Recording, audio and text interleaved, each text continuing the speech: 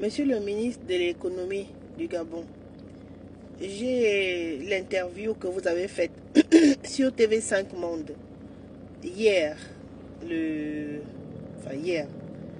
et je vais poser les questions parce que je n'ai pas tout compris. La journaliste, la charmante journaliste vous posait des questions et vous lui répondiez.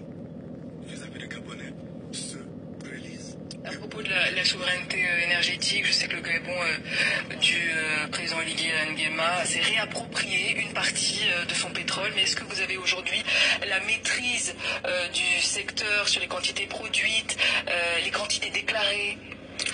Ce qui nous importe aujourd'hui, c'est d'abord de faire un état de lieu de la situation du Gabon. Cet état de lieu nous permet de savoir exactement aujourd'hui quel est notre niveau de recettes et le niveau de dépenses.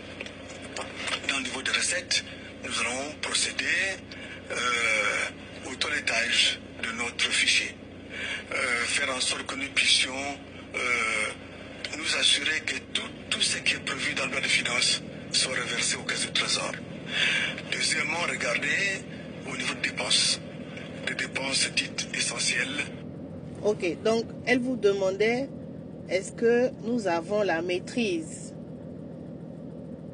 du pétrole, ce qui est produit et ce qui est déclaré? Est-ce qu'elle demande?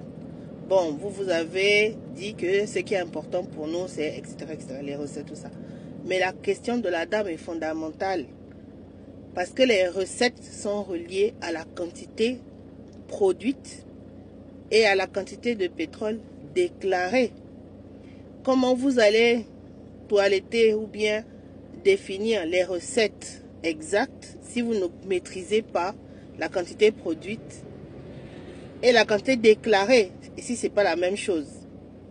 Je pense que ça, c'est une question fondamentale.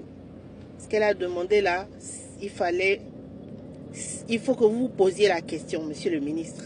On réécoute la suite. Importante et accessoire. Lorsque tout ce travail sera fait, nous saurons exactement que le niveau d'endettement de notre pays aujourd'hui. Nous avons notre schéma aussi, c'est de faire le rebasage de produits intérieurs bruts du Gabon. Et tous ces éléments, aujourd'hui, en termes de ressources naturelles, vous savez, on dit que le Gabon est un pays pétrolier, mais le Gabon n'a pas que le pétrole. Oui.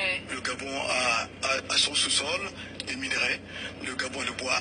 Nous devons nous assurer aujourd'hui que tous ces éléments sont intégrés dans le calcul de produit intérieur brut de notre pays.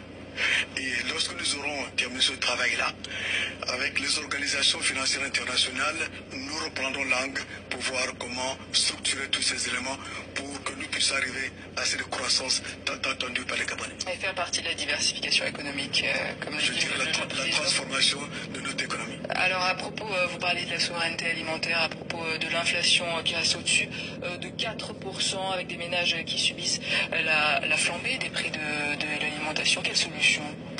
Aujourd'hui, le chiffre de l'inflation au Gabon est de 1,5%, c'est pas 4%, madame. Mais tout le monde sait très bien que l'inflation dans notre zone est une inflation importée. Et nous devons donc apporter les solutions adéquates à cette inflation dite importée. Alors, donc, elle vous pose la question au sujet de la souveraineté alimentaire. Vous dites que c'est une inflation importée. Qu'est-ce que ça signifie exactement? Et comme notre ministère aussi en charge de la vie chère, nous proposons aussi de mettre en place des mesures qui permettent de toucher le quotidien des Gabonais. Et comme quoi concrètement? Concrètement, nous allons nous organiser pour que nous puissions avoir des centrales d'achat qui permettront de nous assurer qu'il n'y ait pas d'exagération au niveau des marges des entreprises sur tout ce qui est importé. Donc, vous proposez pour lutter contre la vie chère la création de 2 centrales d'achat qui doivent s'assurer que les commerçants n'exagèrent pas au niveau des marges. C'est ça le but des centrales d'achat. Est-ce que c'est ça le but d'une centrale d'achat? La centrale d'achat est censée être là pour identifier les produits dont on a besoin, identifier les prix, le meilleur rapport qualité-prix, etc. Et ensuite nous proposer d'acheter ce produit-là. Mais est-ce que c'est la centrale d'achat qui fixe le prix sur le territoire? Est-ce que la centrale d'achat prend en compte les recettes qui ont été déclarées par rapport à la vente de ces produits, l'entrée de ces produits sur le territoire. Quel est le véritable rôle d'une centrale d'achat? Et pourquoi 2 centrales d'achat seulement? Pouvez-vous nous expliquer exactement qu'est-ce qu'elles vont faire? C'est tout. C'est bien. C'est tout, ça suffit. Ça suffit pour que Pour garantir la souveraineté alimentaire. Non, pour garantir la souveraineté alimentaire, nous avons aujourd'hui un programme au niveau agricole de faire en sorte que nous puissions consommer ce que nous produisons. Nous sommes dans une situation où le pays produit ce qu'il ne consomme pas. Et désormais... Alors, vous avez dit que une autre chose pour lutter contre la vie chère, c'est consommer ce que nous produisons. Le Gabon doit consommer ce qu'il produit. De quoi s'agit-il? Quels sont ces produits que le Gabon cultive ou produit, que le Gabon produit au Gabon et que les Gabonais ne consomment pas? Est-ce que vous avez une dizaine d'exemples comme ça? Parce que je n'ai pas bien compris cette partie.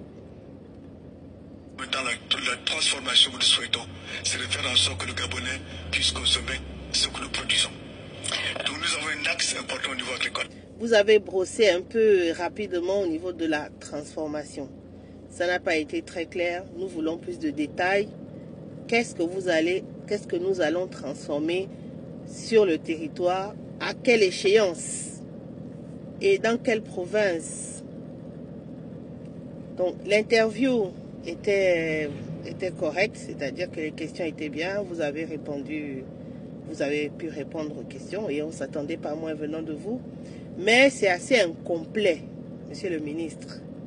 C'est pas clair pour nous. Il n'y a pas de date. Il n'y a pas le type de produit. Par exemple, les centrales d'achat vont acheter quoi? Comment on va faire réellement pour baisser les prix et rendre la vie moins chère à la population gabonaise? Et quels sont ces produits-là que nous avons, que nous produisons au Gabon et que nous ne consommons pas et qui permettent que la vie soit chère? De quoi s'agit-il exactement? Je vous remercie.